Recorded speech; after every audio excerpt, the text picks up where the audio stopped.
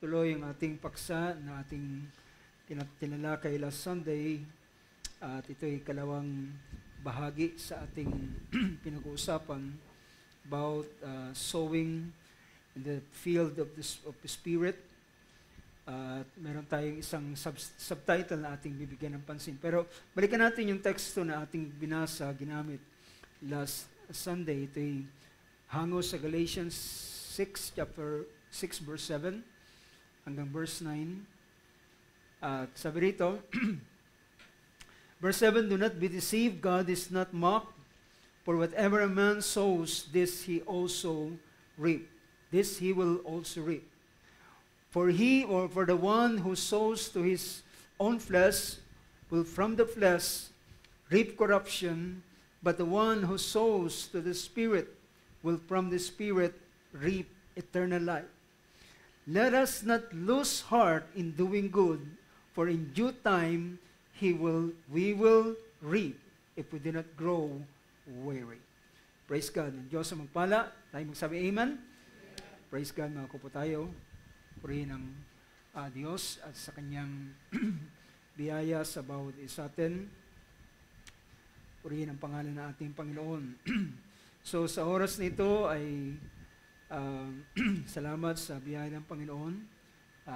Bago ko makalimutan, birthday ngayon ni Brother Romy. Happy birthday, Brother Romy, sa iyong kaarawan. So ito po yung araw ng kanyang sabihin pa natin kapanganakan sa mundong ito. Praise God. So merong dalawang mahalagang bagay sa ating buhay. Ito yung kapanganakan sa laman at ang kapanganakan natin sa Espiritu. So hindi naman natin pwedeng sabihin baliwala na yung ating kapanganakan sa laman dahil lang kung hindi tayo pinanganak sa laman, hindi rin tayo mapapanganak sa Espiritu. So ito ay dapat nating kilalanin at ipagpasalamat sa Panginoon. Itong naging daan para tayo ay dalhin ng Diyos sa ibabaw ng sanlibutan ito. At ang ikalawa namang kapanganakan ay isang paraan para naman tayo makapasok sa kaharian ng Diyos. So yung unang kapanganakan ay para tayo makapasok sa mundong ito at ma-enjoy natin ang mga bagay ng mundong ito sa kabila na sinabi ni Job sa chapter 14, ang isang tao, ang lalaki o ang tao na ipinanganak ay meron lamang maikling panahon at ito ay puno ng kabagabagan. Ngunit, ang ikalawang kapanganakan ay pinakita ng ating Panginoon sa John chapter 3, na sabi niya, ang ikalawang kapanganakan ito ay sinabi niya, ito ay kapanganakan sa Espiritu. At ito ay punong-puno ng pagkamangha. Ibig sabihin, hindi mo ito maisasaysay at alam nyo, ang kapanganakan sa ibabaw ng sanlibutan ay meron ng mga sabihin natin, meron ng mga bagay na alam nating mangyayari. Diba? Kabisado na natin yan. Pagdating ng 7 years old, mag-start siyang mag-aral at mag-aaral siya for how many years? Hanggang sa edad na sabihin natin hanggang sa 20 years at magmamasteral siya, mag-aasawa siya, magkakaroon ng anak, at pagdating ng 60 years old, magre-retire at pagkatapos ay mamamatay. So ibig sabihin, ang buhay dito ay almost alam na natin ang bagay na mangyayari. But ang sabi ng ating Panginoon, ang kapanganakan sa Espiritu ay kagaya ito ng hangin, hindi mo alam kung saan ang galing at di mo alam kung saan ito papunta. Ibig sabihin, ang buhay spiritual ay ito ay pinangungunahan ng Espiritu ng Diyos. Can you say amen to that? It is always led by His Spirit. At sabi niya, inihilantulad niya ang kapanganakan sa pamamagitan ng pagdireksyon ng hangin.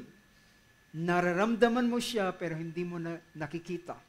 Hindi mo alam kung saan ang galing pero di mo rin alam ang kanyang direksyon. So ito yung buhay na pinakita ng ating Panginoon kung paano ang paraan ng Diyos ay mataas kaysa sa paraan ng tao at malayo ang kaisipan ang kaisipan ng Diyos ay malayo sa kaisipan ng tao at ang paraan ng Diyos ay gayon din sa kaparaanan ng tao. So sa oras na ito ay nais kong magtalakay at ituloy ang kaisipan na ating binigyan ng pansin about sowing in the field of spirit. At nung nakaraan ay nakita natin ang paraang ito, ang concept, this kind of law is a universal law. It is a universal principle. So yung principle na nagsasabing what you sow is what you reap. Kung ano ang iyong itatanim, yun ang iyong anihin. Pero meron isang tayong kaisipan na binibigyan ng pansin, kapag ikaw naman ay hindi nagtanim, ay wala ka namang harvest. See? So, kapag hindi ka magtatanim, at ganyan sa buhay na ito, mula nang ang ating mga magulang ay mahulog sa pagkakasala, lahat ng bagay ay kinakailangang pagpagalan. Lahat ng bagay ay kinakailangang pagpagalan. Sa pawis ng iyong mukha, ikaw ay kakain, sabi ng banal na kasulatan. So, sinight ko nung nakaraan about patungkol sa ating kaligtasan. Ang kaligtasan natin ay libre. Diba? Ang ating kaligtasan ay libre, ngunit ang paraan ng tinatawag na kapatawaran ng kasalanan, although ito ay available na, ito ay nariyan na, binayaran na ng ating Panginoon, pero hindi ito automatic na matatanggap at na darating sa isang tao. Diba? Kung nakukuha nyo, dahilan ito ay kinakailangan ng new birth. Diba? At ang new birth, alam naman natin na ang kapanganakan ay hindi ito basta na lamang automatically ay nangyayari sa isang tao. Ang totoong kapanganakan na sinasabi ng Biblia, ito ay ang kapanganakan sa tubig at espiritu. Diba? So kung ang tao ay hindi siya mababautismuhan ng tubig at ng espiritu, walang kapanganakang mangyayari. Diba? So, yan ang isang bagay na dapat nating maintindihan. Ang kaligtasan ay libre, ang kapatawaran ay ino-offer, pero dapat ang kapatawaran ay matanggap ng isang tao. Matanggap ng isang tao sa pamamagitan ng bautismo sa tubig, sa pangalan ng ating Panginoong Hesus, Acts chapter 2 verse 38, and you shall receive the gift of the Holy Spirit, and then the birth, yung new birth ay takes place o mangyayari sa buhay ng isang tao. So ito yung concept na ating tinitingnan, at kahit man yung sa ating pagpapatuloy doon sa verse na yun ng chapter 6 ng Galatians, ay merong isang portion na aking gustong bigyan ng pansin. Dito sa verse 9, alam pinakita ng verse 8, ang nagtatanim sa laman ay aani sa laman ng kasiraan, at ang magtatanim sa espiritu ay mag-aani mula sa espiritu ng buhay na walang hanggan. So, pinaliwanag natin nakaraan kung ano itong buhay na walang hanggan na ito. Ito ay ang tinatawag na the highest form of life. Na ito ay matatanggap o maranasan ng isang tao na ipinanganak ng Panginoon sa Espiritu. At bukod sa rito, ay yung ganitong mataas na klase ng buhay ay maranasan ng isang tao na alam niya paano magtanim sa Espiritu. Paano magtanim sa Espiritu. At tinignan natin na isa sa paraan ng may maraming bagay na pagtatanim na pwede nating gawin sa Espiritu. Ito ay mga gawa na ating ginagawa para sa ating Panginoon. Ang banal na kasulatan ay nagsasabi na anuman ang inyong gagawin sa pangalan, anuman ang inyong gagawin sa salita at sa gawa ay gawin ninyo sa pangalan ng ating Panginoon. So anuman ang ating gagawin, tingnan natin ang isang talata sa 1 Corinthians chapter 15. Now tingnan natin. So ang pagtatanim sa Espiritu ay masabi kong maraming bagay, malawak, pero pinakita rito ng verse 58 ng chapter 15 ng 1 Corinthians. Sabi rito ng 1 Corinthians 58, Therefore, my beloved brethren, be steadfast, immovable, always abounding in the work of the Lord. Always abounding in the work of the Lord, knowing that your toil is not in vain in the Lord. Amen? So, knowing, nalalaman natin ng ating anumang pagpapagal ay hindi walang kabuluhan sa Panginoon. Lahat ng ating gawa na gagawin para sa Panginoon, yan yung pinapakitang pagtatanim natin sa Espiritu. Pagtatanim sa Espiritu. At lahat ng ating gagawin para sa Kanya, it will not be in vain.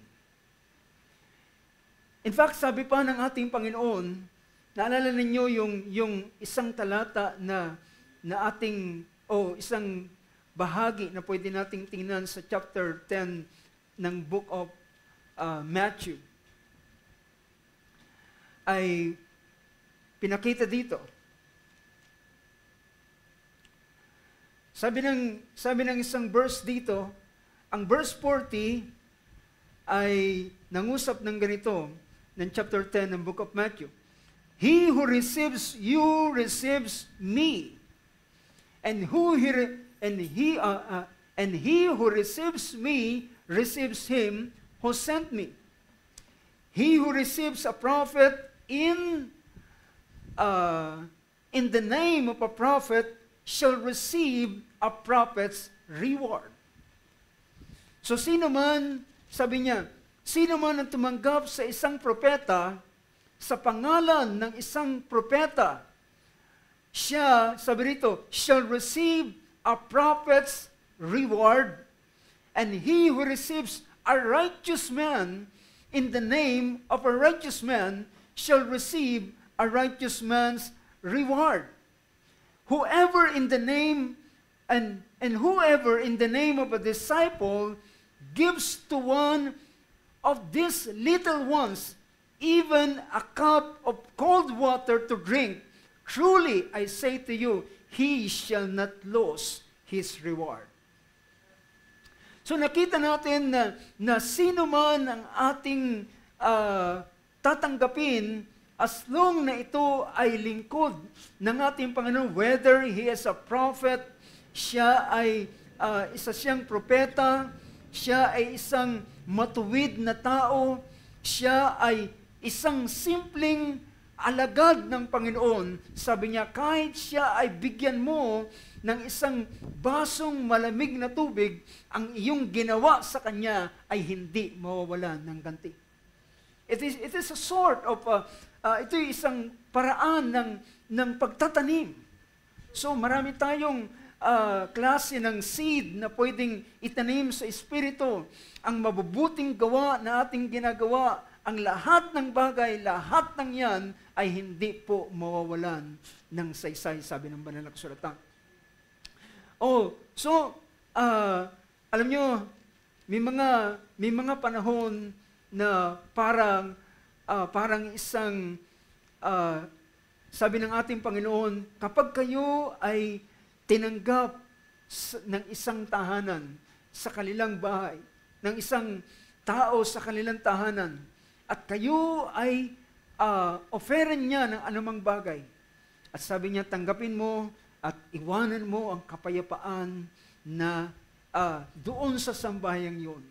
So ganun ang ating Panginoon sa ilang mga bagay na kanyang tinuturo sa kanyang mga alagad. So ito ay ito ay principle na inilagay ng ating Panginoon na hindi mawawalan ng ganti ang lahat ng bagay na ginagawa ng isang mananampalataya sa pangalan ng ating Panginoon.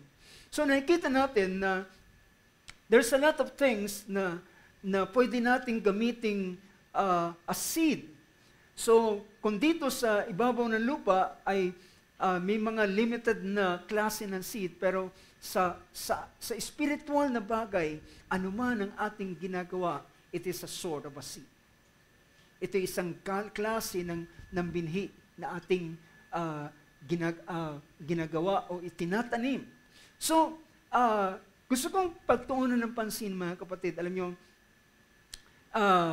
nung nakaraan ay binigyan natin ng pansin na ang pananalangin, ang ating pananalangin ay isang klase ng binhi na ating itinatanim. Amen ka sa amen to that. Naalala ninyo yung sa Book of Acts chapter 10, ang sabi ng Panginoon kay Cornelius, sabi rito sa verse 4, habang siya ay dinalaw ng isang anghel, sa isang panahon, si Cornelius ay isang lalaking nananalangin at sabihin natin, naging habit niya na siya ay manalangin ng 3 ng hapon. At tinawag ito the 9th hour dahil pag tiningnan ng kanilang oras, yung 9th hour sa kanila is 3 o'clock sa atin, katumbas sa ating orasan. So verse 3, about the 9th hour of the day, he clearly saw in a vision an angel of God who had just come in and said to him, Cornelius, and fixing his gaze on him and being much alarmed, he said, what is it, Lord? And he said to him, your prayers and alms have ascended as a memorial before God. Yung salita rito na ginamit na your prayers and your alms, yung pananalangin at ang iyong pagkakaloob. Alam niyo ba na kahit ang ating pagkakaloob ay isang uri ng binhi na ating itinatanim? How many can say amen to that? It is a sort of a seed. Yung ating pagtulong, yung ating pagbibigay sa sino man na ang Panginoon ay nilalagay sa ating puso. And then, nakakita natin yung pangangailangan. Kapag nakita natin yung pangangailangan, and then kapag tayo ay nag-unat ng ating kamay at nagkaloob doon sa taong yun na nakita natin ang kanyang pangangailangan, well, ikaw ay nagtatanim. Diba? Ikaw ay naghahagis ng iyong binhi. At isang panahon, darating isang panahon, kung ikaw naman ang mangailangan, then ang Panginoon naman ang siyang gaganti sa iyo. Ito'y panahon naman ng harvest dahilan meron kang itinanim. Kaya ang sabi ni Apostle Juan sa isang sulat niya sa book of sa kanyang epistles sa 1 John, kung di magkamali, sabi niya, paano kapag ang isang tao ay meron siya ng mga bagay sa mundong ito? Ibig sabihin, nakakaluwag siya, meron siya ng mga bagay sa mundong ito, at merong isa na lumapit sa kanya na nasa pangangailangan, at sasabihin niya, kapatid, pagpalain ka ng Diyos, yumaong ka at umuwi ka, pero hindi mo naman siya binibigyan ng anumang bagay na meron sa iyo. Sabi niya, paano mo may papakita ang tinatawag na makalangit o makalangit na pag-ibig? Kung iyong siya sasabihin, umuwi ka at pagpalain ka ng Panginoon. Sinabi mo siyang, God bless you, pero wala ka namang ginagawa para sa Kanya. At nakita mo ang Kanyang pangailangan. So, dito pinapakita sa verse na ito, that lahat ang ating pananalangin at ang ating pagkakaloob at pagtulong ay nagiging isang alaala sa paningin ng Diyos. Kapag ito ay alaala, it is something na nakikredit sa iyo. Diba? Nakikredit sa iyo. Your prayers and alms have ascended as a memorial before God. So, sa unang verse, mababasa natin ang klase ng taong ito na si Cornelius. Sabi sa verse 1, "And there was a man at Caesarea named Cornelius, a centurion of what was called the Italian cohort, a devout man and one who feared God and all his household, and gave many alms to the Jewish people and prayed to God continually." So ang taong ito ay isang taong matuwid, devout, at pinakita pa ang ilang pangungusap na sabi niya, natatakot sa Diyos, siya kasama ng kanyang sambahayan. At siya ay nagkakaloob sa Jewish people, particular, ginamit dito, na yung kanyang natutulungan, maraming natutulungan, ay bayan ng Diyos. Naalala ninyo ang sabi ng ating Panginoon sa Matthew 25, kung di magkamali, sa panahon ng pagbibigay ng reward, may mga taong binigyan niya ng binigyan niya ng reward. At sabi ng Panginoon, ako ay nagutom, pinakain ninyo ako. Ako'y nauhaw, ako'y inyong ipinainom. Ako'y walang matuluyan, pero inyo kong pinatuloy. Ako'y nasa bilangguan, ako'y inyong tinalaw. Ako'y may karamdaman at ako'y inyong tinalaw. At sasabihin ng taong yun, Panginoon, kailan ka namin nakitang may sakit na nauuhaw, nagugutom, at ginawan ka namin ng ganitong bagay? Ang sabi ng Panginoon, ang sino man na gumawa sa pinakamaliit na kapatid na ito, ay inyong ginawa, ay ginawa niyo para sa akin. So, unknowingly, yung bagay na ginagawa ni Cornelius at pagtulong sa ilang mga Hudyo, ay hindi niya alam, basta para sa kanya ay tumutulong lang siya, pero hindi niya alam, siya ay nagtatanim ng binhi. And that one day, darating ang isang panahon ng harvest sa buhay ng isang taong nagtatanim.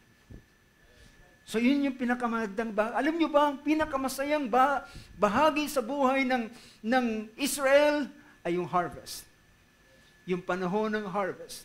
So, makikita natin dito sa bahaging ito. So gusto kong pagtuunan muna ng pansin, mga kapatid, ang ating mga prayer. Na ang ating prayer ay isang bahagi ng ating pagtatanim. So sa pamamagitan nito ay in-encourage ko ang bawat isa sa atin na huwag niyong pababayaan ang pananalangin, sapagkat ang pananalangin ay isang paraan ng pagtatanim. At kung ikaw ay, minsan po ganito ang naging idea ng ilang mga mananampalataya, and I hope kung ganito minsan ang ating nagiging paraan sa buhay, I hope baguhin natin ang ating mga paraan. Minsan po nangyayari, kung kailan merong suliranin, saka sila magnanalangin ng masidhi. Minsan sinasabi nila, ngayon mo kailangan ng pananalangin kapag ikaw ay nasa ganitong sitwasyon. Well, yun po ang problema, mga kapatid. Kung sana sa mga nagdaang panahon, ikaw ay inilaan mo yung ganitong bagay, ay sana kapag dumating ang ganitong crisis sa iyong buhay, panahon naman ito ng pag-harvest. Dahilan na ikaw ay natutong magtanim sa mga panahon, sa mga unang panahon. So wag nating ugaliin, mga kapatid, na kung kailan tayo nasa crisis, nasa pangailangan, doon tayo mananalangin ng isang oras. Doon tayo mananalangin ng magsidhi. Doon tayo mananalangin ng mas madalas. Kapag nakikita natin na ng ilang mga sitwasyon ay nagiging mabigat, merong karamdaman, may pangangailangan, merong ilang mga bagay, saka tayo mananalangin. Well, hindi po tamang practices ito ng isang mananampalataya. Dahilan, ito yung panahon, ito yung sinasabi ng verse na ating binasa nung nakaraan sa chapter 20 ng Book of Proverbs. Ang isang ang isang sluggard, ano sabi rin? Verse 20, o chapter 20, verse 4 ng Book of Proverbs. Sabi ng verse na yan, sabi niya, the sluggard does not plow after the autumn. Sa ibang version ang pinapakita ron, hindi siya nag-aararo sa panahon ng kasimaginaw, dahilan sa ginaw. So hindi siya the sluggard does not plow after the autumn, so he begs during the harvest. And he has nothing. So ito po yung malimit nangyayari sa ilang mga mananampalataya. Sa mga panahon na naroon sila sa crisis, saka sila nagsusulisit ng manalangin, sama niyo ako sa prayer, sama niyo ako sa panalangin. Well, walang masama na tayo ay magsulisit ng mga prayer. Pero ang gusto kong ipakita, mga kapatid, merong panahon na dapat tayo ay nagtatanim. At kung tayo ay dumating sa ganung panahon, tayo dapat ay mag-harvest. Alam nyo, tingnan ninyo ang ganitong idea ng ating pinakita ng ating Panginoon. Ilan sa inyo makaka-agree that Jesus is a man of prayer? Diba? Jesus is a man of prayer. Ang ating Panginoon ay bagamat siya ay tinatawag na anak ng Diyos, ang buong kapuspusan ng Diyos, ng pagka-Diyos ay nananahan sa Kanya, and yet, He prayed. O siya ay nananalangin.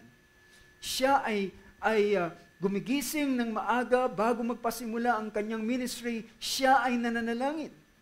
At tingnan niyo mga kapatid, ang kalalagayan ng isang practice o sabihin natin, example na pinakita ng ating Panginoon. Nang dumating ang isang pangangailangan, at ito ay ang pagkamatay ni Lazarus. Alam niyo, ang sabi rito ng ating Panginoon, ay sabi rito, puntahan natin ang chapter 11 ng Book of John.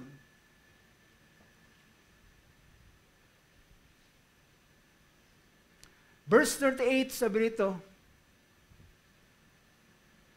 Verse 38, so Jesus, again, being deeply moved within, came to the tomb.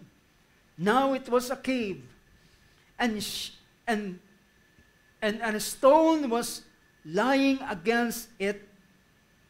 So dumating siya sa libingan ni Lazarus, at yun ay isang kuweba, at merong isang batong nakagulong, and normally, yun ang libingan sa panahon ng ating Panginoon. And Jesus said, remove the stone. Martha, the sister of the deceased, said to him, Lord, by this time there will be a stench, for he has been dead 4 days. Jesus said to her, did I not say to you that if you believe, you will see the glory of God? Sabi niya, hindi bagat sinabi ko sa iyo, kung ikaw ay sasampalataya, makikita mo ang kaluwalhatian ng Diyos. Verse 41, so they removed the stone. Then Jesus raised His eyes and said, now pakinggan ninyo, mark this statement na sinabi ng ating Panginoon. Father, I thank you. His eyes and said, Father, I thank you that you have heard me. In times of crisis, in times of this condition, tingnan natin sa Tagalog, anong sabi ng Tagalog diyan? Kaya't inalis nila ang bato at itiningin ni Jesus sa itaas ang kanyang mga mata. At sinabi, Ama, nagpapasalamat ako sa iyo na ako'y iyong dininig. Well, this is the expression, itong expression ng ating Panginoon, sapagkat siya ay makikita natin, siya ay isang tao na nananalangin. At sa panahon ng crisis, siya ay magsasabi, Panginoon, Ama, salamat, sapagkat ako'y lagi mong dinidinig. Well, mahirap po mga kapatid sa panahon alam niyo ba, supposed to be, ang panahon ng crisis ng buhay ng isang tao ay dapat din ito na panahon ng harvest. Minsan hindi natin naiintindihan ang ganitong bagay. At dahilan alam niyo, ang tao ay, ano ang tao? Ang tao ay, they are always reactive. Nagre-react sila sa mga sitwasyon. But they are not proactive. Hindi sila marunong magtanim. At sila ay nag-aapuhap sila sa panahon na nariyan na ang mga sitwasyon. And I hope mga kapatid, ang wise decision o ang wise na paraan para sa mga bagay na pangyayari sa ating buhay ay hindi tayo kung kailan nariyan ang sitwasyon saka tayo mananalangin.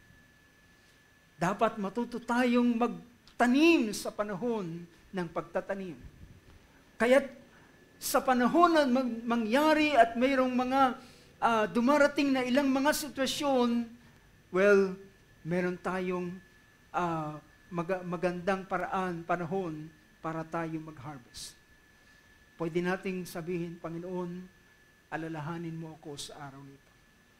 Alalahanin mo ako sa panahong ito.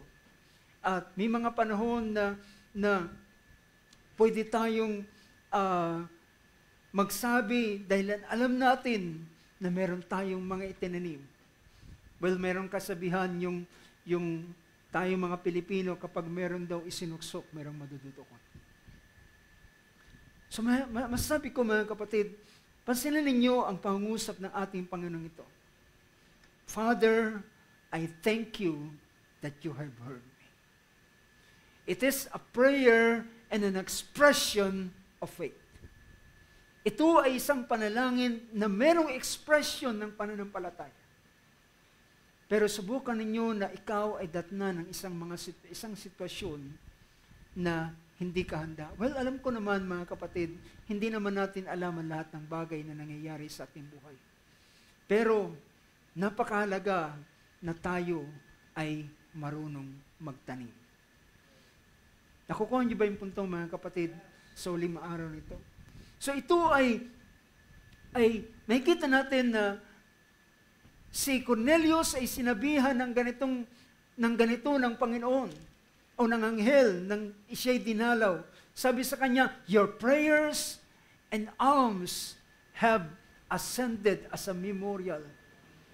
At yung hindi alam ni Cornelius na yung panahong ito ay panahon pala ng harvest para sa kanya. Panahon pala ng harvest na siya ay mag-aani na hindi niya nalalaman. Kailan sa mga kapatid, sa literal na pagtatanim, pag nagtanim ka ng isang binhi, computed natin kung kailan ito magbubunga. Kapag nagtanim ka ng palay, ay alam mo, after 3 months, ay mag-aani ka. Dito naman sa Espiritu, ang pagtatanim natin ay hindi natin alam, pero asahan mo sa panahon na ikaw ay nasa pangailangan, ikaw ay mag-harvest. Well, yung ganitong idea, hindi natin nakikita mga kapatid. Pero isang pinapakita rito na si Cornelius ay hindi niya alam, dumating ang panahon ng harvest sa kanya. At ano yung harvest na kanyang naranasan? Siya'y dinalaw ng anghel ng Panginoon at binigyan siya ng instruction at ito ay ang kaligtasan niya at ang kaligtasan ng kanyang buong pamilya at ang kanyang mga kakilala at mahal sa buhay. Now, tingnan natin ang ilang pang mga bagay, mga kapatid. So, ngunit sa puntong ito, ang isang point na aking bibigyan ng pansin ay yung verse 7 or verse 9 rather ng Galatians chapter 6. Sabi rito, let us not lose heart in doing good. So, lahat ng bagay na mabuting ginagawa natin para sa Panginoon, it is a seed. Lahat ng bagay na ating ginagawa sa Panginoon na mabuti, lahat ito ay binhi na ating itinatanim. Pero ang sabi ni Paul dito, sabi niya, huwag kang manghihimagod sa paggawa ng mabuti. Alam niyo, ang pinaka mahalagang bagay ay yung tinatawag na marunong kang mag-antay. At sabi rito ni Apostol Pablo, let us not lose heart. Huwag tayong panghinaan ng loob. Dahilan, sabi niya, kung hindi ka sa takdang panahon, we will reap if we do not grow weary. Tayo ay mag-aani sa panahon na kanyang itinakda in due time. Lahat ng bagay ay merong due time. Diba? Sabi ng Book of Ecclesiastes, ay pinakita ron, may season sa lahat ng bagay.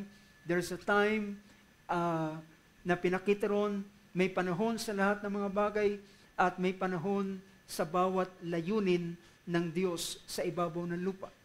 So, kahit man ng ating mga ginagawa, ang ating mga pagtatanim ay meron itong takdang panahon na tayo ay mag-harvest. Pero ang pangunahing, alam nyo, ang isa sa katangian ng isang farmer ay ano? Tingnan natin ang James chapter, o bago ang James, tingnan natin ang Mark chapter 4. Mark chapter 4 verse 28. Dahil tingnan natin ang principle ng sowing and reaping. Mark chapter 4 verse 26 to verse 29. Ito'y nalintulad ng ating Panginoon, ang kaharian ng Diyos. So gagamitin ko ang parable na ito para ibigay ang idea ng sowing and reaping. Sa verse 27 o verse 26, the kingdom of God is like a man who casts seed upon the soil. Ang paghahagis ay ang pagkarayan ng Diyos ay kagaya ng tao na naghagis ng kanyang binhi sa lupa at siya ay umuwi, pumunta at natulog. He goes to bed at night and gets up by day. And the seed sprouts and grows. Sabi niya, how he himself does not know. So hindi mo alam yung itinanim mo, dahilan hindi naman sa lahat ng panahon ay yung tinanim mo ay bubungkalin mo at titingnan mo kumusta ka na, binhi, at yung itatakip uli. Well, kapag ganyan ang yung gagawin ay hindi siya makapag-sprout ng lubusan. Pero ang pinapakita rito ay ang sino mang farmer ay meron siyang confidence doon sa process at principle ng seed at ng lupa. Na kapag ang binhi ay nailagay sa lupa at natabunan at nabulo, then eventually alam niya na ito ay sisibol, pero hindi niya alam kung paano. At sabi rito, so he goes to bed at night and gets up by day. So, natutulog siya, gumigising, nagpapatuloy ng kanyang buhay, pero hindi niya alam na ito ay sumisibol. Paano ito sumisibol? The soil produces crops by itself, first blade, then the head, then the mature grain in the head. So, lahat ng bagay ay kinakailangan ng maturity bago ang harvest. Diba? Kinakailangan ng maturity bago ang harvest. So, magpapasimula na uusbong ang blade at hanggang sa siya mag-mature. But when the crop permits, tinutukoy dito sa ibang version ay nag-mature na, but when the crop permits, he immediately puts in the sickle because the harvest has come. So between sowing and reaping ay merong panahon.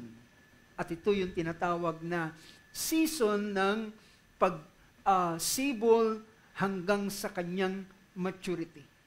So ano ang kinakailangan ng isang tao na nagtatanim? Sabi ng James chapter 5 verse 7, sabi ng book of James, sabi rito ng chapter 5 verse 7, anong sabi riyan? Therefore, be patient, brethren, until the coming of the Lord. The farmer waits for the precious produce of the soil, being patient about it until it gets the early and the latter rain. So, sabi niya, ang farmer, ang isa sa katangian ng farmer, mga kapatid, ay siya ay patient. Siya ay matiyaga at nagtitiis at nag-aantay. Nagtitiyaga siya na mag-antay. So therefore, be patient, brethren, until the coming of the Lord. So ito yung pinakamahalagang bagay, ay yung pagiging patient. Pagiging mapagtiis. Naghihintay. Therefore, be patient, brethren, until the coming of the Lord. The farmer waits for the precious produce of the soil.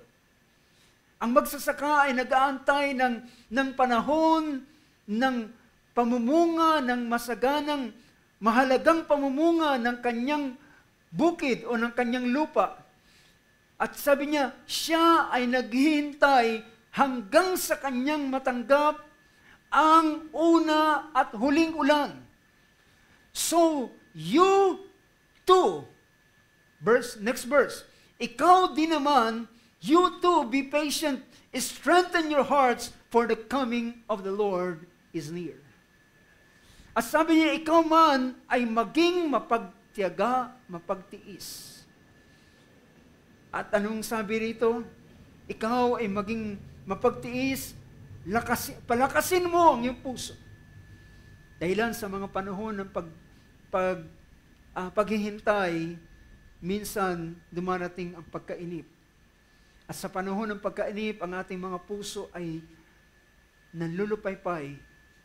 Sabi niya, strengthen your heart. Strengthen your heart, for the coming of the Lord is near. So be patient and strengthen your heart. So ang farmer, sa pamamagitan ng kanyang, ng pagtitiis na ito, ay isang paraan upang kanyang makuha ang isang mainam na harvest. Now, tingnan natin mga kapatid. Alam nyo, pag pinag-usapan ang mga bagay na ating dinadala sa pananalangin, ay kinakailangan natin ang ating patient. Ang patience. Ang tawag pa rito ng ating kapatid, Barbanham, sa isang paksa na kanyang ipinangaral, ito yung perseverance. Yung isang pusong nagpapatuloy. Sa kabila ng mga discouragement, sa kabila ng mga bagay, doon sa kanyang ipinapanalangin at idinadalangin siya ay nag-aantay. So dito, tingnan natin ang sinabi ng aklat ng Hebrews chapter 6. Sa Hebrews chapter 6, pinakita rito ang karanasan ng isang lingkod ng Diyos. Tingnan natin ang 6 verse 15 ng book of Hebrews. Sa verse 15 ay pinakita dyan. Pero kung itataas natin ng bahagya, ang tinutukoy dito ay si Abraham.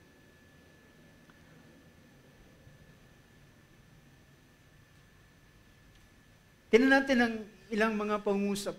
Verse 9, tingnan natin ang verse 9 para makita natin yung thought na ito.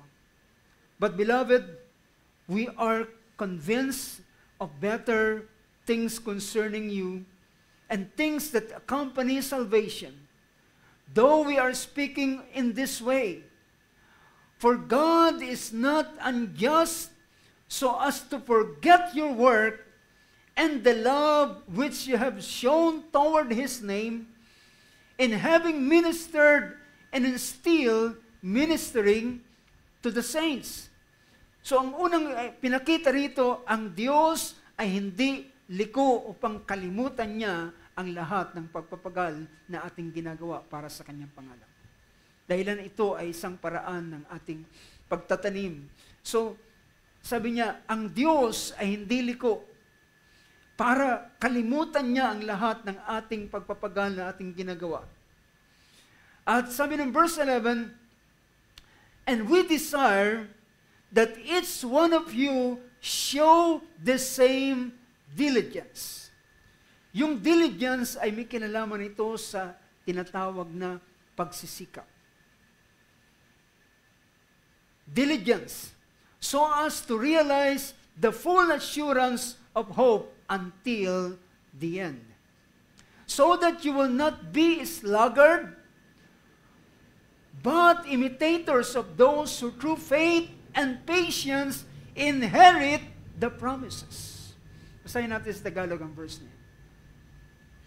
Upang sabi niya na huwag kayong mga tamad, kundi mga tagatulad kayo sa mga nasa pamamagitan ng pananampalataya at ng pagtitiis ay nagsipagmana ng pangako.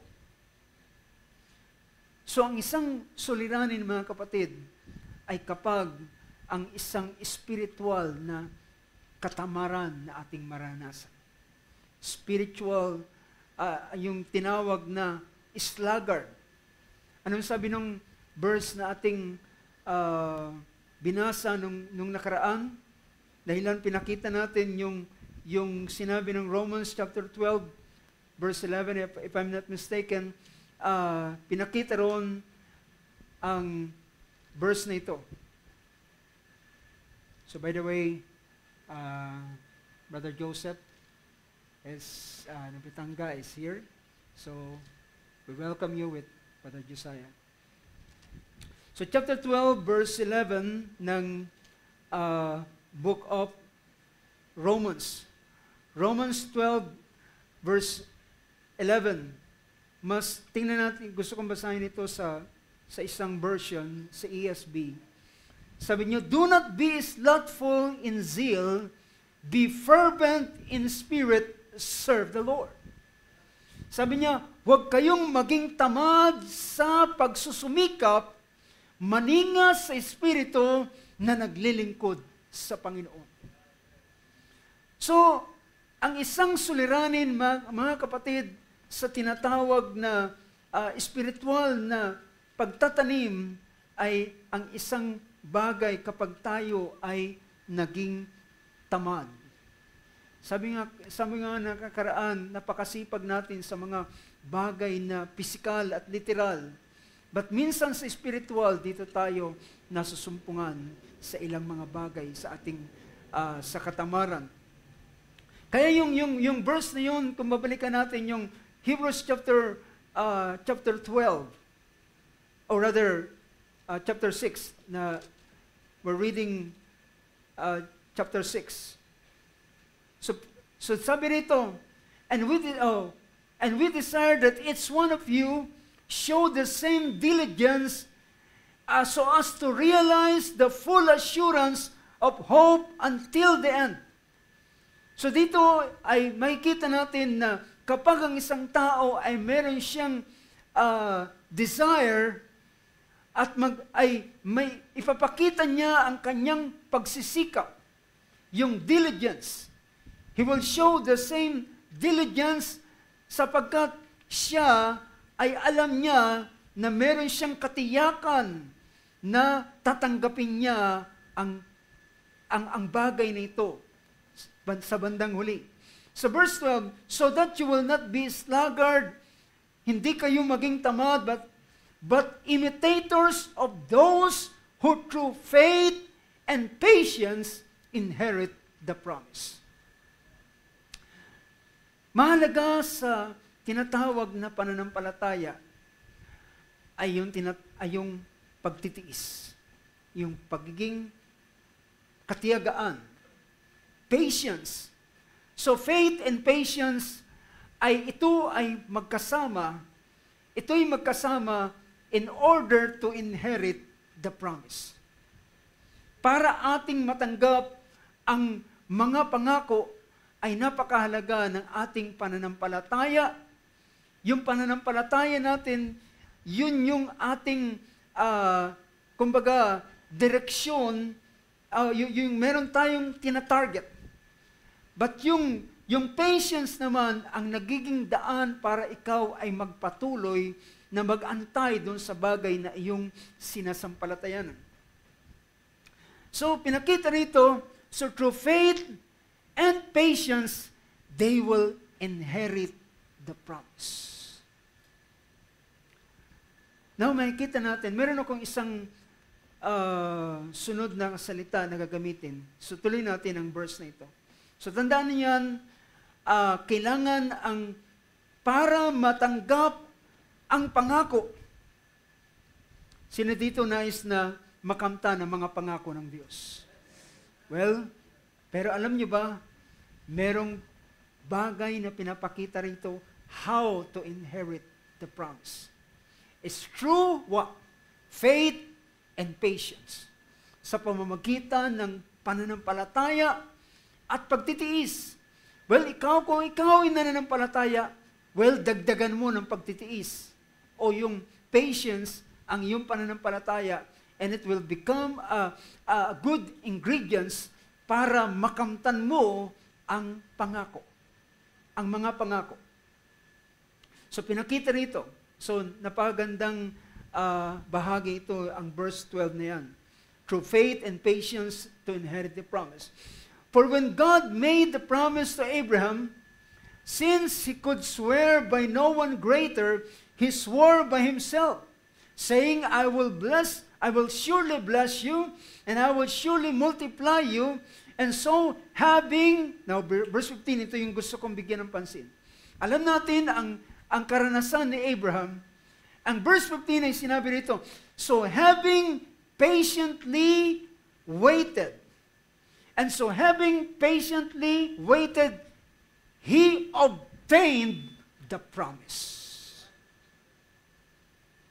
Kanina ginamit yung salitang inherit. Alam niyo, magandang pagtuunan natin ito ng pansin, ang salitang to inherit and to obtain.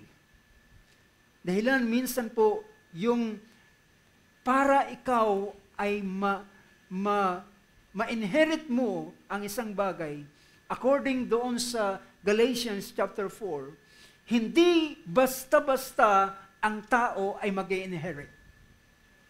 Alam niyo ba, the number one thing na requirements to become an heir or to inherit is, number one is maturity. Nakuha niyo ba ako, mga kapatid? Galatians chapter 4.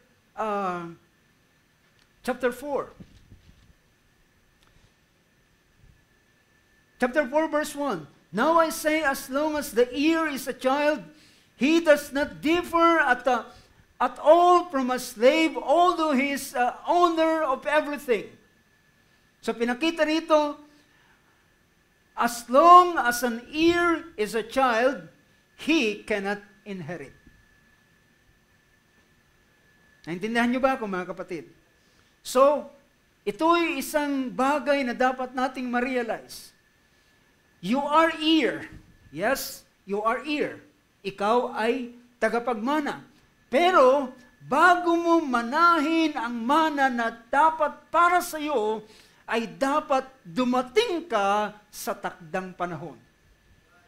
Anong panahon yon? Maturity.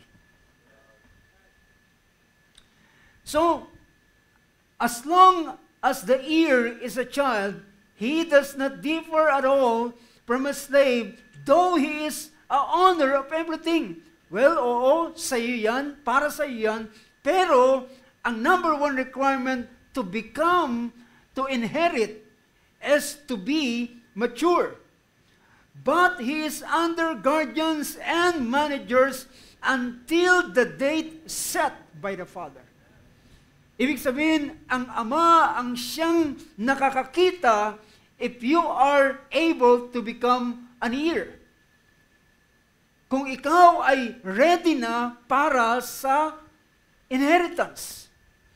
So kung ikaw ay hindi pa handa para sa inheritance, kahit ikaw ay heir, hindi mo matatanggap ang promise. Dahilan merong ganitong bagay na protocol na inilagay ang Panginoon. So also we, while we were children, we were held in bondage under the elemental things of the world. But when the fullness of the time came, God sent for His Son, born of a woman, born under the law. So binibigyan ko lamang kayo ng idea, dahilan ito yung isang susunod na paksa na ating bibigyan ng pansin. Hindi basta ikaw ay tagapagmana. Oo, tagapagmana ka, pero merong panahon na kinakailangang iyong marating. Otherwise, kapag ang isang heir ay hindi nag-reach yung bagay na yun, hindi niya makakamtan ang pangako. So there are things na makikita natin yung promises, yung pinapakita rito ay yung tinatawag na pagbibigay sa anak ng full authority. Diba?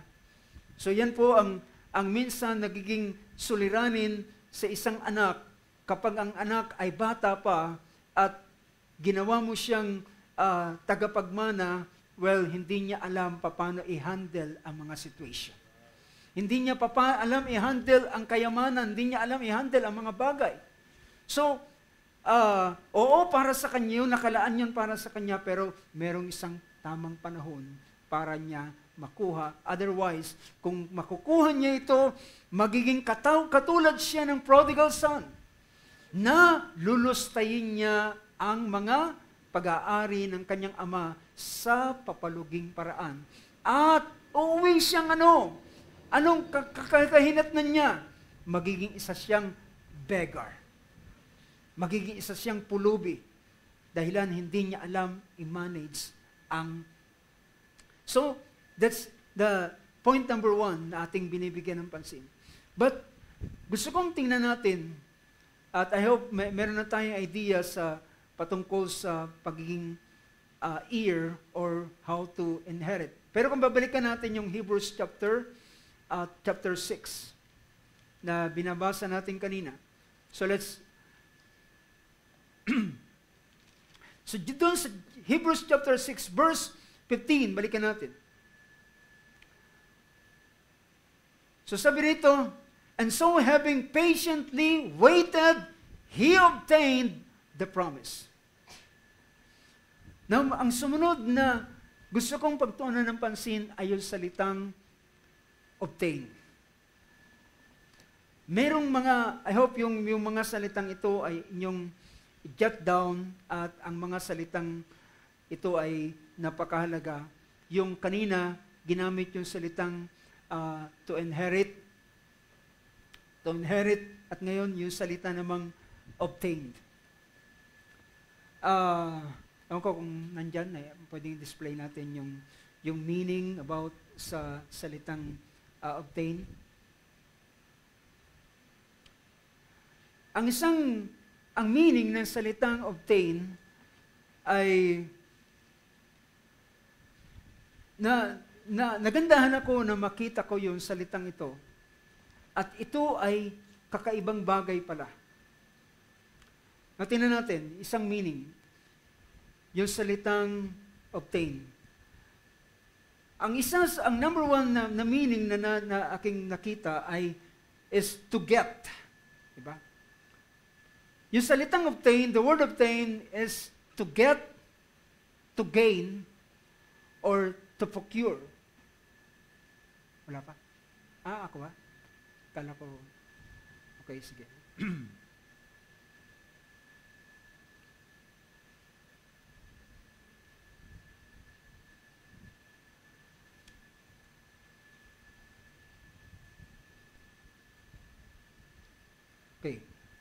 yung salitang obtain is to get, to gain, to procure, yan yung mga parang mga synonyms niya. To get, to gain, to procure in a general sense. Pero, sabi rito, to gain possession of a thing. To gain possession of a thing, whether temporary or permanent. Pero pansinin ninyo yung isang meaning o sumunod na meaning ng salitang ng the word obtain is to acquire. This word usually implies exertion. So ang pinapakita rito yung salitang exertion ay meron kang effort na gagawin. So, tingnan niyo lang, this word, yung salitang obtain, this word usually implies exertion. Exertion to get possession. And in this, it differs from the word receive. Yung obtain and receive ay magkaibang salita po ito. Oo, magkaibang salita ito, pero magkaiba siya. Halos pareho ang salitang obtain sa wikang Tagalog ay yung pagtanggap, di ba? Pero sa wikang Ingles, yung salitang obtain and receive ay magkaiba. Yung salitang obtain, it implies exertion to get possession. Makikita ninyo, ang idea nito ay paano ang Israel ay kanilang kinuha ang promised land. Nakukuha niyo mga kapatid, how they gained the promised land ay kinakailangan nilang makipagbaka.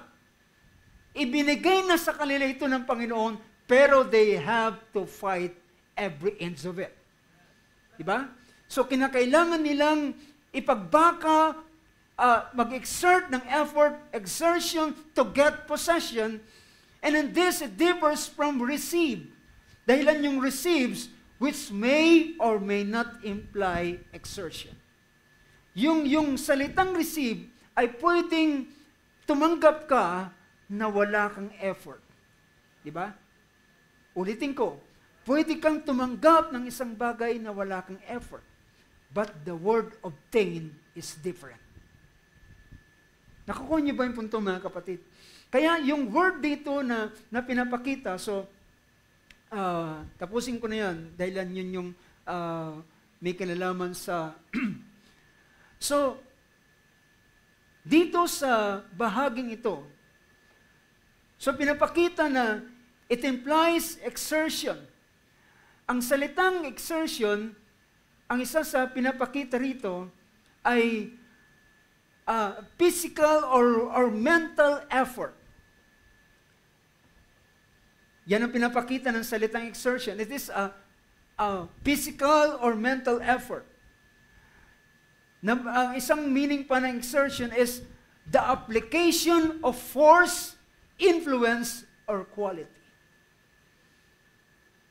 Para yung salita roon sa verse 15 ng chapter 6, ang nangyari kay Abraham, before he obtained the promise, ay hindi lamang siya naghalokip-kip, hindi lamang siya basta nagintay, kundi siya ay meron siyang effort na ginawa.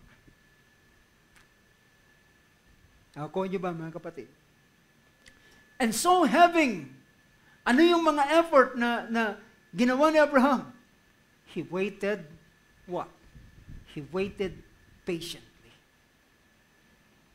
He waited patiently. And having patiently waited, he obtained. Hindi, not just received, but he obtained. He obtained the promise. So may kita natin yung sa iba pang meaning ng salitang obtain ay katulad ito ng kanina ginamit ko yung salitang nang bago nila na-possess yung promised land, ay sila ay nakipagbaka sa bagay na ito. So, merong isang tinitingnan ako, sabi rito, the word obtain, we obtain loans of money on application. So, yun yung isang example ng salitang obtain. Bago ka tumanggap ng loan mo, diba, ikaw ay merong gagawin, ikaw ay mag-a-apply. So, we obtain loans, money on application, we obtain answers to letters. So, kung nais nating matanggap ang isang kasagutan, so tayo minsan ay nagdadala ng ating request. So, sa ganitong bagay ay maintindihan natin ang ilang mga pangungusap. Gusto kong tingnan natin ang ilang mga bagay sa Book of Matthew. Tingnan natin ang Book of Matthew. Binibigyan ko ng diin yung salitang obtained promise. Chapter 5 ng Book of Matthew, dito sa isang version, if I'm not mistaken, it is ESV version. Chapter 5, verse 7 ng Matthew. Blessed are the merciful, for they shall receive or obtain mercy. I think it is King James. Tingnan niyo yung King James version. Yeah. So, blessed are the merciful, for they shall obtain mercy. So, dito pinapakita natin, Panginoon, paano ka tumanggap ng habag at awa, ay ikaw ay magpapakita rin ng awa. Sa chapter 9 ng 1 Corinthians, verse 24, know ye not that they which run in a race, run all, but one receiveth the prize. So run, that ye may obtain. Na makikita natin sa ganitong bagay, ito yung effort na ating ipapakita. Sa pagtatanim sa Espiritu, ay mahalagang bagay yung tinatawag na pag-aantay. Being patiently wait. So kagaya ng pinakita rito na sinabi niya, ang isang tumatakbo sa labanan, sabi niya, know ye not that they which run in a race, run all, but one receiveth the prize. So run! Tumakbo ka upang iyong tamuhin ang puto. Alam nyo, ilan sa mga panahon ay lagi nating narinig ang sinabi ng ating Panginoon sa isang talinghagang ito. Dahilan ang akin munang pinagtutuunan ng pansin ay sa mga bagay na ating dinadala sa Panginoon sa pamamagitan ng pananalangin. Sabi ng verse 1 in chapter 18 ng Book of Matthew, it is a parable na binigay ng ating Panginoon, at sabi niya sa parable na ito, now he was telling them a parable to show that at all times they ought to pray and not to lose heart. Luke 18:1. Nanuusap ang ating Panginoon ng parable just to show them, so he was telling them a parable to show that at all times they ought to pray. They ought always. So not just to pray, but they ought always to pray and not to faint. So to lose heart, to discourage. So they ought to pray and not to lose heart. And Jesus start to mention the parable of the unrighteous judge, di ba? So pinakita niya, in a certain city there was a judge who did not fear God and did not respect man. And there was a widow in that city, and she kept coming to him, saying, "Give me legal protection from my opponent." For a while he was unwilling, but afterward he said to himself, "Even though I do not fear God, nor respect man, yet because this widow bothers me, I will give her legal protection. Otherwise, by continually coming, she will wear me out." Now, when it comes to prayer, brothers and sisters, ay isang mahalagang bagay ay meron tayong perseverance. At meron tayong pagpapatuloy sa bagay na ito until na ating matanggap ang bagay na ating hinihingi sa Panginoon. At dito sa parable na ito ay mismo ang ating Panginoon ay nagbigay ng payo na sabi niya, kinakailangan nating manalangin at huwag tayong manghihinawa. Huwag tayong manghihinawa kagaya ng ginawa ng babaeng balong ito. So hindi siya, bagamat ang hukom na ito ay unrighteous siya. Hindi siya natatakot sa Diyos, hindi siya natatakot sa tao, wala siyang pakialam, at marahil dahilan siya ay unrighteous, siya ay tumatanggap ng bribe. Ang problema, ang babaeng ito ay hindi siya pwedeng bigyan ng bribe dahil isa lamang siyang widow. Ang isang widow ay walang breadwinner, siya lamang sa kanyang sarili ang nabubuhay, at marahil kung meron siyang anak ay yun lamang kung ano lamang ang paraan na pwede niya ikabuhay. And usually, manglimos o rather magsaid ng mga dapat anihin after the harvest, yun lamang kaya niya at wala siyang pwedeng ibigay na bribe doon sa unrighteous judge.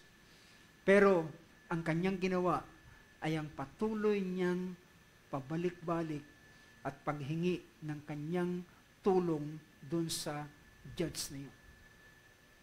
At ito ang isang naging paraan upang siya ay bigyan ng legal protection ng judge na ito.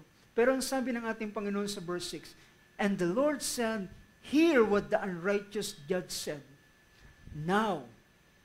So kung ang likong hukom ay nagawa niyang sabihin, bagamat hindi ako natatakot sa Diyos, ni wala akong kinatatakutan sino man, pero dahilan sa pagpupumilit ng babaeng ito, siya ay aking ibibigay ang kanyang pangailangan.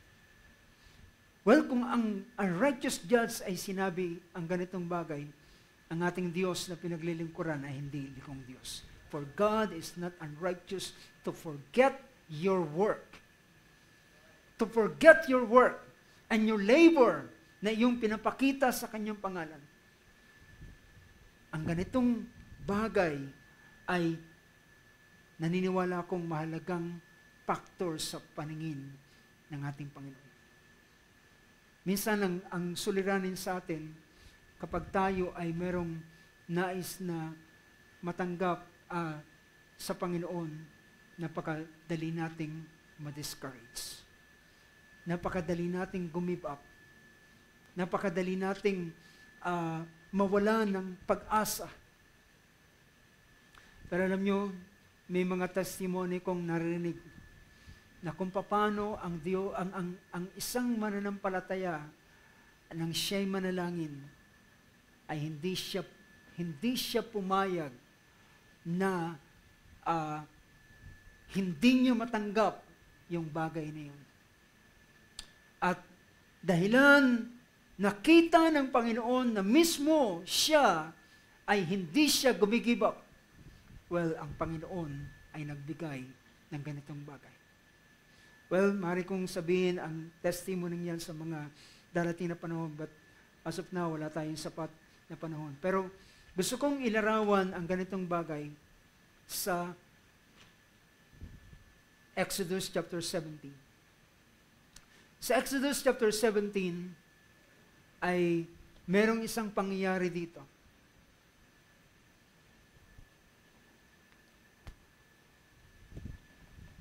Exodus chapter 17. Sabi rito ng verse 8, sa chapter 17 ng verse 8.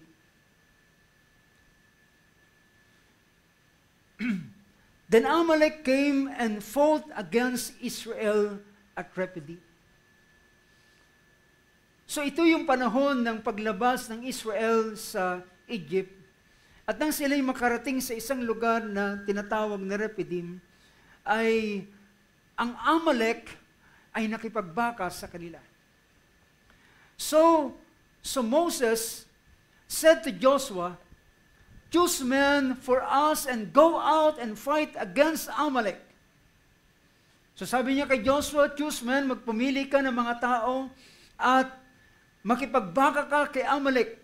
Tomorrow, I will station myself on the top of the hill with the staff of God in my hand. Sabi niya, habang ikaw ay nakikipagbaka, ako naman ay tatayo dun sa bundok. Hawak ang tungkod ng Diyos sa aking kamay at sabi niya, ako'y tatayo na hawak ang tungkod ng Diyos sa aking kamay. So verse 10, and Joshua did as Moses told him and fought against Amalek, and Moses and Aaron and Hur went up on the top of the hill. So si Joshua ay nakipagbaka doon sa Amalek, samantalang si Moses naman ay umakyat doon sa bundok, sa bulambundukin, kasama si Aaron at si Hur. At sabi niya, verse 11, so it came about when Moses held his hand up that Israel prevailed. Habang si Moses ay nakataas ang kanyang kamay, na hawak ang tungkod ng Diyos, nakikita niya ang pagbabaka ng Israel ay nagtatagumpay. Pero, sabi rito, but Moses' hands were heavy. Ang kamay ni Moses ay bumabagsak, nangangalay. At habang nakikita nila na bumabagsak ang kamay ni Moses, nakikita nila na umaabante naman ang Amalek at sila'y natatalo. So, pag tinataas ni Moses ang kanyang kamay, nakikita nila ng pagtatagumpay ng Israel. So, ang kanilang nakitang idea ay dapat ang kamay ni Moses ay manatiling nakataas. Otherwise, kung hindi itataas ang kamay ni Moses, ay makikita nila ang pagkatalo ng bayan ng Israel. But Moses' hands were heavy, then they took a stone and put it under him and sat on it. And Aaron and Hur supported his hands, one on one side and one on the other. Thus his hands were steady until the sun set. Alam niyo ba kung anong pinapakitang idea nito? Ito ay pwedeng mailarawan natin sa isang sa isang paraan ng pananalangin at pananatili sa ganitong bagay. At habang ang larawan ng pagtataas ni Moses ay kagaya ng larawan ng ginawa ni Daniel sa loob ng 21 days na kanyang pananalangin at pag-aayuno. At alam nyo, ang hindi alam ng marami sa atin ay kung ano ang naging epekto ng ating panalangin sa Spirit World. Ang ating panalangin ay merong epekto sa Spirit World. Paano ang anong kinalaman ng pagtataas ng kamay ni Moses? Pero mga kapatid, makikita natin ito'y may kinalaman sa isang klase ng persistent prayer. Na hindi ka titigil hanggat hindi mo natatanggap ang bagay na kasagutan na iyong kinakailangan. So tingnan natin yung verse na ito sa book of Daniel chapter 10. Daniel chapter 10,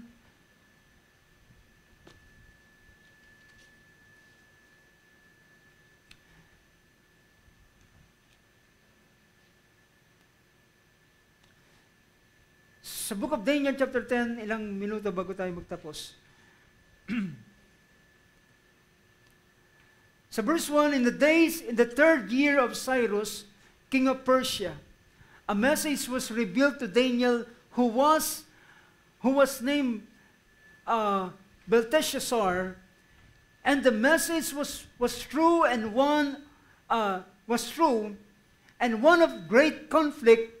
But he understood the message and had an understanding of the vision. In those days, Daniel, had been mourning for 3 entire weeks. Sabi niya, akong si Daniel ay tumataghoy, humihibik sa loob ng 3 magkakasunod na linggo. 3 consecutive weeks na nananalangin at nag-aayuno sa harapan ng Panginoon. At habang ang panahon ay lumuluwat, nagpapatuloy, si Daniel ay hindi niya alam kung ano ang naging epekto nito. Pero nang dumating si Gabriel sa kanya, si Gabriel ang pahayag sa kanya ano ang naganap sa spiritual realm.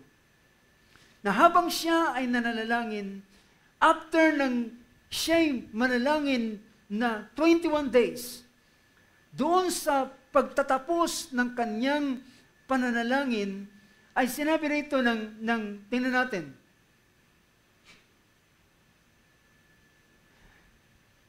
dito sa verse 11,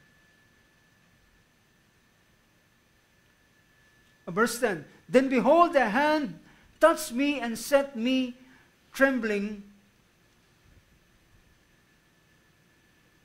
Merong isang pahayag dito na pagkatapos ng 21 days. So sabi rito, verse 11, he said to me, O Daniel, man high esteemed, understand the words that I am about to tell you, and stand upright, for I have now been sent to you.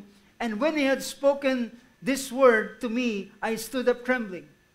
Then he said to me, do not be afraid, Daniel, for from the first day that you set your heart on understanding this, on humbling yourselves before your God, your words were heard, that I have come in response to your words.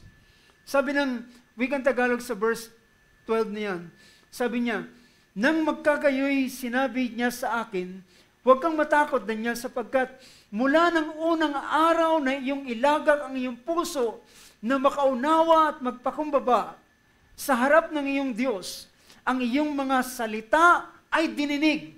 Well, yun ang pinakamasarap, mga kapatid. At the moment na siya ay dumulog sa panalangin, ang kanyang panalangin ay dininig. Diba?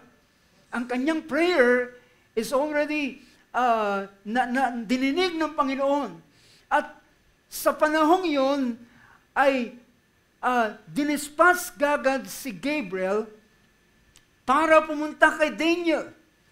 Pero, sabi rito, verse 13, o verse 12 sa last part, before your God, your words were heard, and I have come in response to your words. Gabriel was sent in response to Daniel. But the prince of the kingdom of Persia was withstanding me for 21 days. So, equivalent ng 21 days ng fasting and prayer ni Daniel ay 21 days naman na si Gabriel ay na held captive doon sa spirit realm. Dahilan merong espiritu yung principality ay hinarang siya. At sabi rito, but the prince of the kingdom of Persia was withstanding me for 21 days. So, pinipigilan siya sa loob ng 21 araw. At the 21 days ay siya rin naman ang panahon ng pananalangin ni Daniel.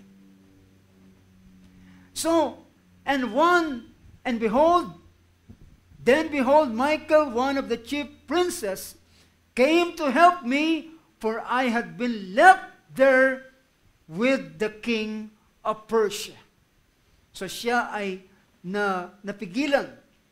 So nung siya ay tinulungan ni Michael, after 21 days, saka pa lang siya nakapunta kay Daniel at sa kanya dinala ang tinatawag na kasagutan galing sa Panginoon. Ibig sabihin, mga kapatid, ang Diyos ay meron ng kasagutan, but sometimes may mga spirit na pumipigil sa kasagutan ng Panginoon. At ang kinakailangan na gawin ng isang mananampalataya is not to stop, but to continue. Nakukuha niyo yung punto, mga kapatid. At yung ganitong bagay ay pinapakita na you have to be patient. Kinakailangan mong manatili sa ganitong bagay at magpatuloy hanggang sa iyong kamtin ang bagay na iyong dinadala sa harapan ng Panginoon. Not to give up, sapagkat gaano man ang iyong spend na panahon sa Panginoon ay hindi yan masasayang. Hindi yan magiging in vain. It will not be counted as in vain. Kundi, anuman ang ating dadalhin sa harapan ng Panginoon, ito ay kanyang tutumbasan ng kanyang reward. So yung salita rito na salitang obtain the promise, ay may kinalaman paano tayo kahit sa paraan ng ating prayer ay meron tayong pagbabakang ginagawa. Naalala ko ang sabi ng ating kapatid Barbanam, kapag meron kang i-claim na pangako ng Diyos, sabi niya, challenge ka ng kaaway sa bawat pangako na siyang gusto mong makamtan at makuha. At siya ay hindi papayag na makuha mo ang bagay nito. So, ikaw ay makikipagbaka. Nakikita natin, there are verses in the Scripture na pinapakita na mahalaga yung ating pagpapatuloy. Sa Book of Joshua, ang Diyos ay nagbigay ng instruction sa Israel na umikot ng isang beses isang araw sa Jericho, sa city of Jericho. At gagawin nila itong 7 times. And on the 7th day, ay iikot sila ng 7 times. Well, mga kapatid, sometimes yung mga bagay na ating nakikita ay parang, ano ba yung kinalaman ng ganitong bagay? Ano ba yung kinalaman ng ating pagpapatuloy ng ganitong klase ng gawain? Well, yun ay expression ng ating pananampalataya. Hindi natin alam, mga kapatid, na ang pananampalataya ay pwedeng maipakita. Yan ang sabi ng Banal na Sulatan. Doon sa sa lalaking lumpo na dinala ng 4 na kanyang kaibigan, itinaas doon sa bubong, binuksan ang atip, inihugos ang kanyang kaibigan sa harap ng ating Panginoon at sabi ng Panginoon, and then when he saw their faith. Alam niyo ba na ang pananampalataya ay naipapakita sa pamamagitan ng effort? Diba? Ang ating pagpapatuloy, ang ating effort, ay minsan naipapakita ito, ang ating pananampalataya na ipapakita sa ating effort na ating ginagawa, especially yung ating pananatili at pagpapatuloy. Yung perseverance, ay pagpapakita natin ng ating pananampalataya. Yung ginawa ng babae na sa kabila na siya'y pinapaalis ng mga alagad, hindi siya umalis, nagpatuloy siya, naglumuhod sa Panginoon, pumunta sa kanyang harapan at sinabi, Lord, tulungan mo ako. Ang Panginoon nagsabi sa kanya, babae, hindi ako sinugo kundi para lamang sa Israel. At sabi niya, bayaan mo nang mabusog ang anak bago ibigay ang tinapay sa aso. Hindi siya na-discouraged. She continued. At ang kanyang ginawa, sabi niya, Lord, aso man ay nag-aantay ng mumong malalaglag sa dulang ng kanyang Panginoon.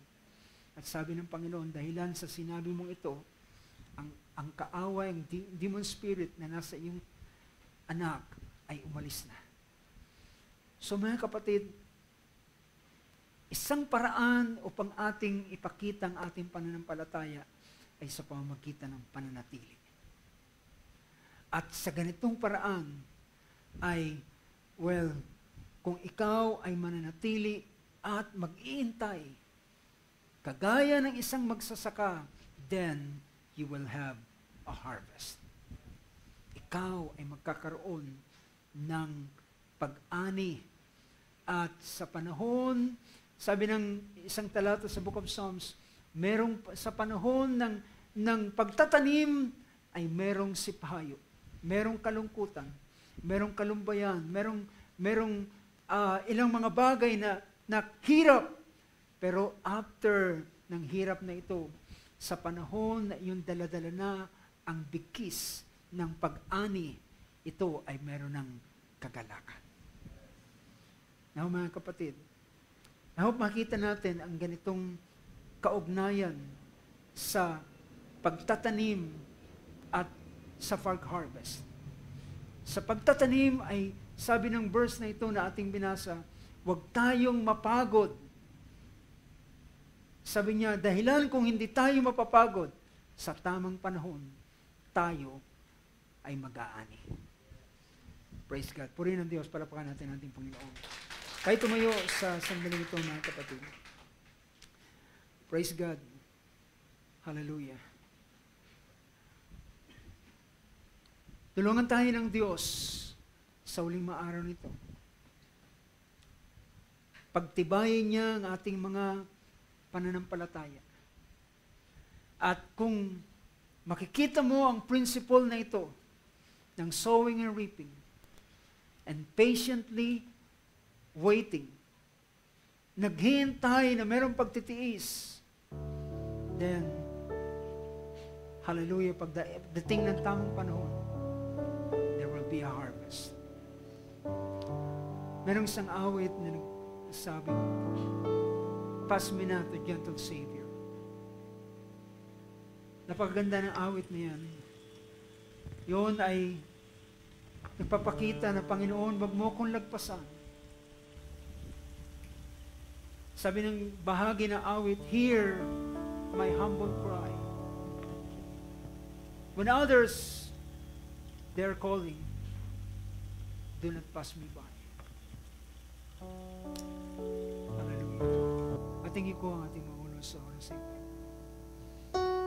Ang ating Panginoon, sabi ng banal na kasulatan, hindi siya abala para hindi niya mapansin ang ating mga dalangin sa Kanya.